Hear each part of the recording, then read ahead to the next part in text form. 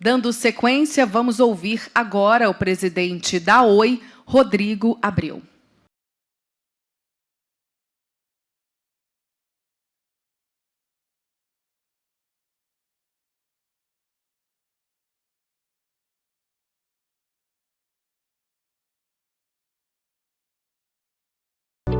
Quis o destino que, na véspera do painel, eu pegasse uma laringite e ficasse impossibilitado de falar, mas é um prazer estar aqui com todos. Para nós é um momento muito especial de transformação e a gente acredita que vai contribuir também com a transformação do setor.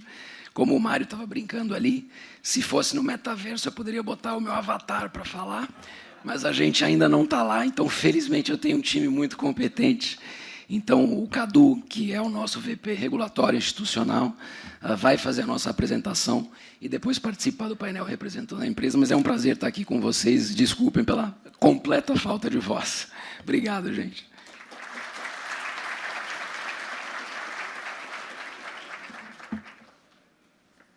Bem, pessoal, bom dia. Obrigado ao Ferrari aí pelo convite como anfitrião. Cumprimento o Baigorre, na pessoa do Baigorre, todas as autoridades aqui presentes. E queria cumprimentar todos que estão presencialmente, mas também aqueles que estão remotos, né? Eu acho que essa é uma oportunidade que a gente tem aí no período pós-pandemia, depois de mais de 2 anos, se reunir aqui presencialmente novamente para debater o setor, como disse o Félix. E a gente tenta colocar uma pauta, essa pauta olha, obviamente, para o passado, eu vou falar sobre o passado da Oi aqui hoje, mas principalmente pensando em futuro, como é que a gente vai redesenhar aí o landscape das telecomunicações no Brasil para os próximos anos, principalmente depois de tudo que já foi falado aqui hoje. Então, dando início aqui à parte da Oi,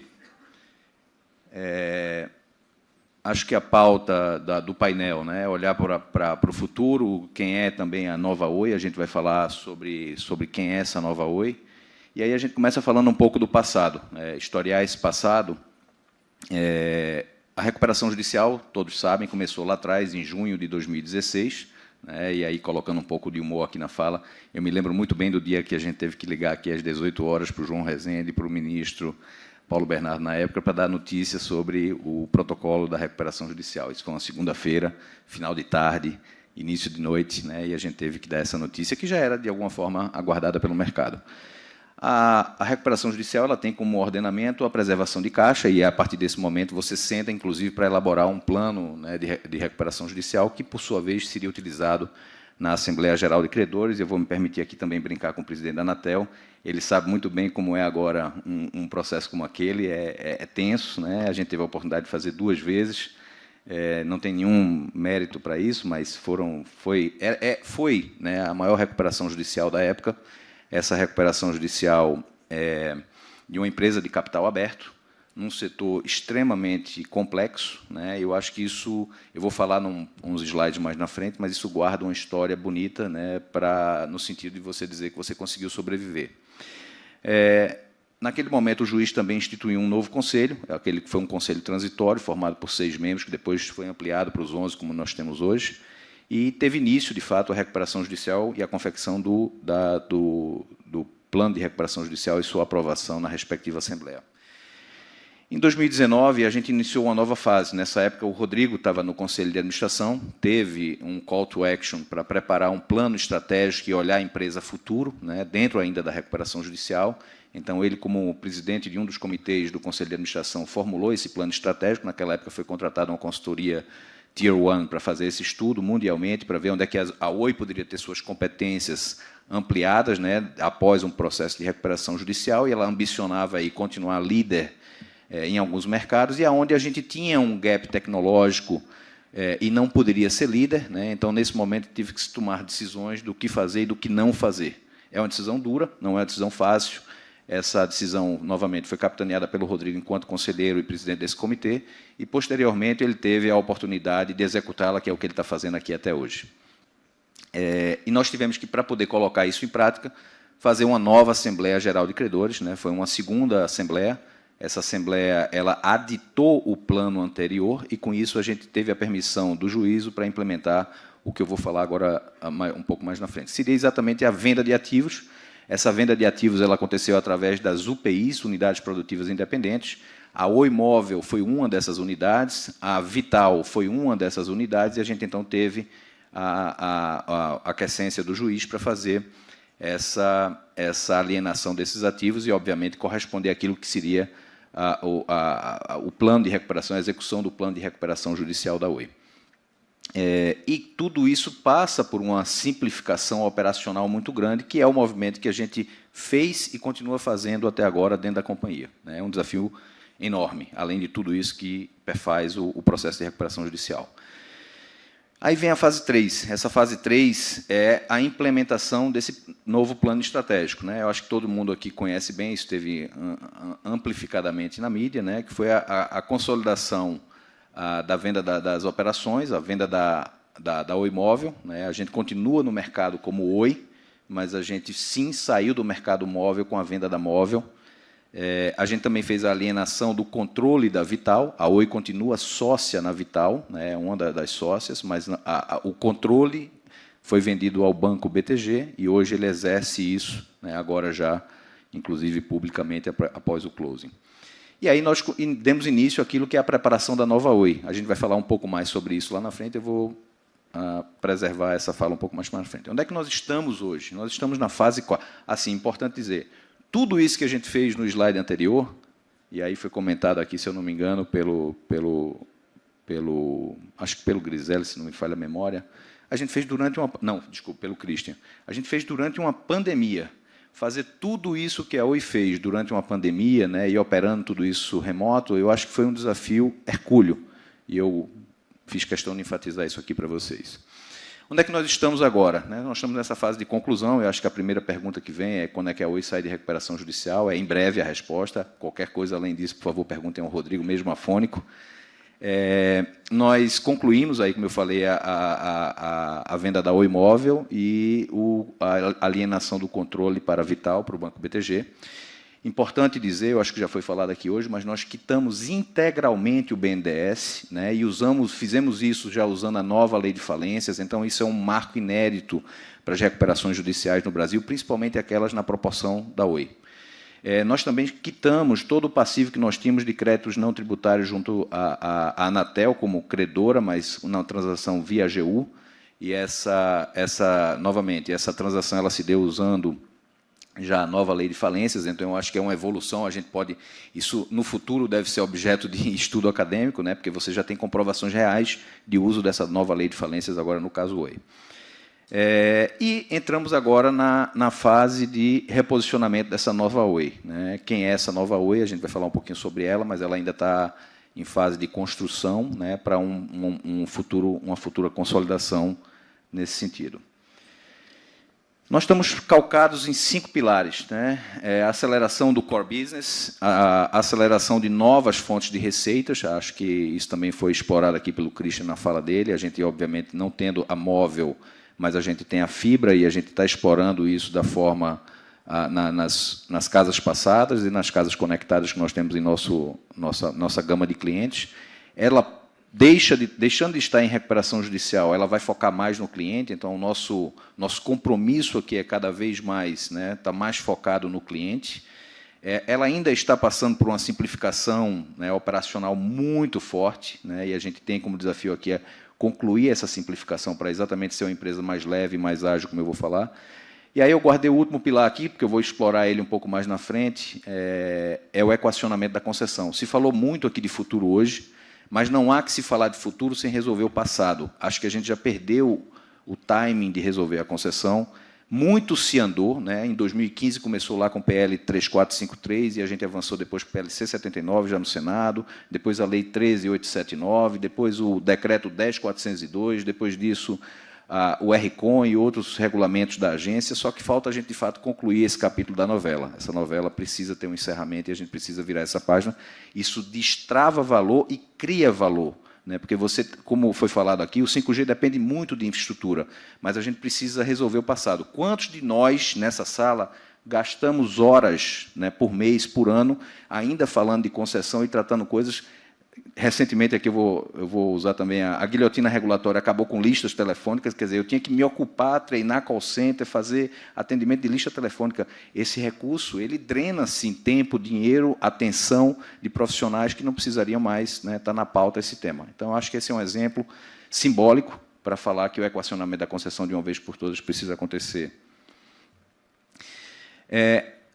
Aqui a separação estrutural, ela, por força da recuperação judicial, se transformou numa realidade no Brasil, e eu vou me permitir aqui colocar na Oi o mérito da separação estrutural e da criação das empresas de infraestrutura de fibra ótica, né? A gente, por força aqui da recuperação judicial, como eu disse, no estudo que foi feito lá atrás pelo Rodrigo e pelo Conselho, né, com a consultoria, a gente tinha que fazer uma separação estrutural para poder fazer essa alienação, e essa separação estrutural ela já existia em outros mercados, mas não no Brasil, no setor de telecomunicações, e ela passou a ser uma realidade com o caso Oi e assim sucessivamente com outros casos.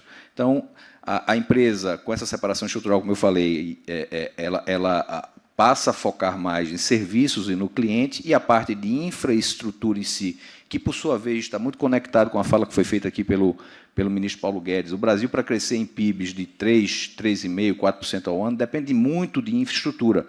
Não existe condições de se crescer PIBs nessa taxa de forma perene se você não tiver muita infraestrutura no Brasil, e no nosso caso aqui é a fibra ótica, e no caso não da Oi, mas dos outros que estão aqui presentes, do 5G. Então, esses são os números da Vital, da qual a Oi continua sócia, né? É uma empresa do Grupo Oi, e a gente faz uso dessa rede prioritariamente para atender os nossos clientes com fibra ótica. Novamente, quem é essa nova Oi? É uma empresa mais leve, de serviços, focada no cliente, né? E a Vital, a empresa de infraestrutura, né? E cada vez mais ambicionando novos mercados, com volumes de investimento agora liderados pelos fundos do Banco BTG e seus sócios. Essa transação foi a maior transação de private equity já realizada no Brasil, então eu acho que isso também é um outro fator histórico aí que entra no caso do processo de recuperação judicial da Oi, né? E ela teve uma modelagem que atendeu 100% da regulamentação vigente. Então, esse também foi uma forma de você resolver um problema, criando valor, mas, obviamente, respeitando tudo aquilo que é a legislação e a regulamentação vigente.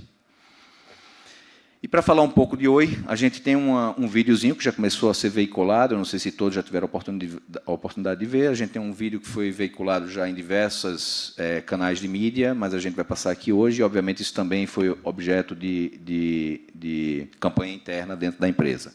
Por favor, o vídeo. Transformação. Que palavra maravilhosa. A pessoa sai para conhecer o mundo, cria uma loja online, faz o primeiro show, vira blogueira.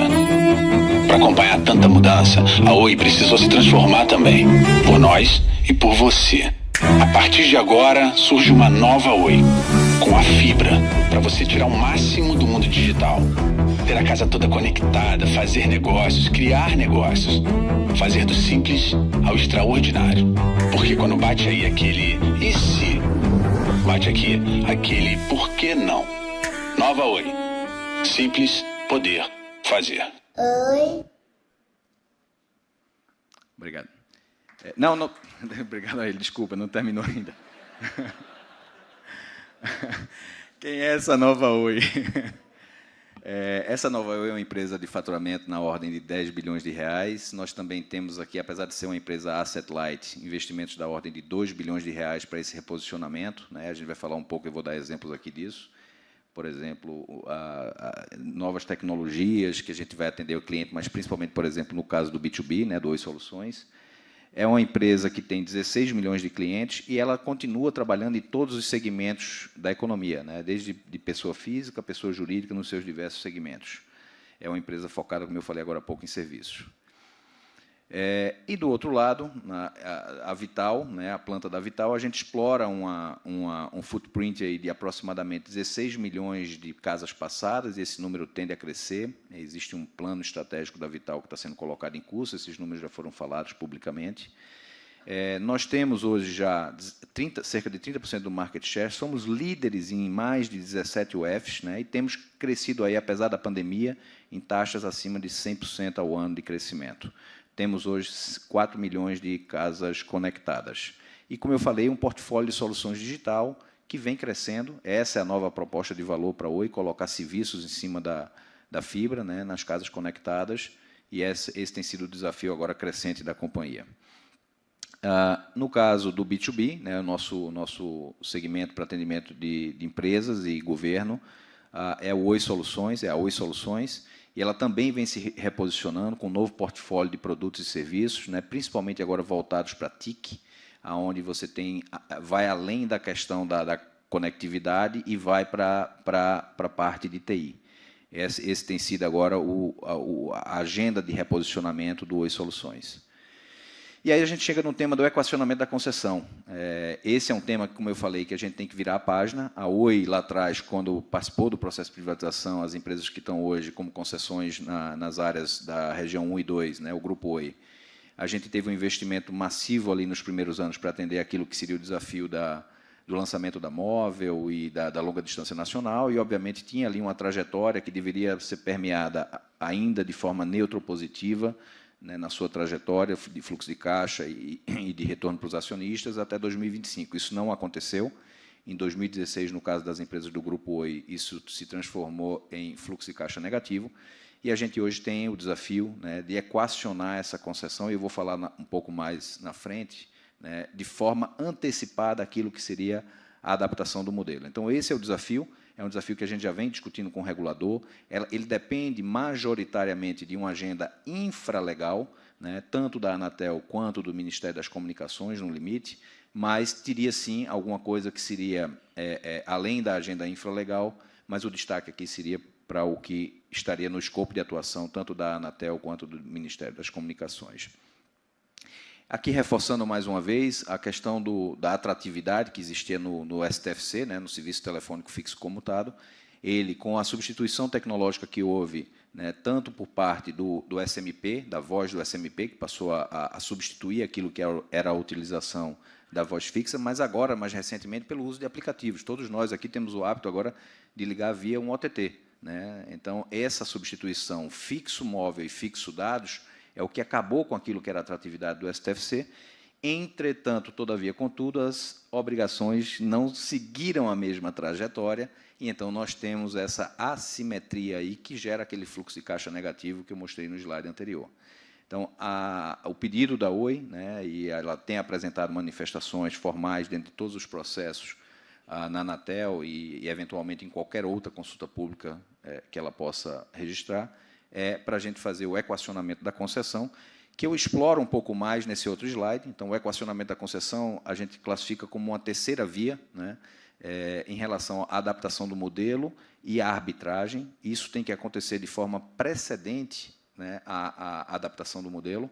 E a adaptação do modelo, por si só, não resolve tudo, né, e não pode ser tardiamente. Então, nosso pedido tem sido de que esse equacionamento ele se dê de forma imediata. Isso estaria, em boa parte, como eu falei, dentro de uma agenda infralegal da agência.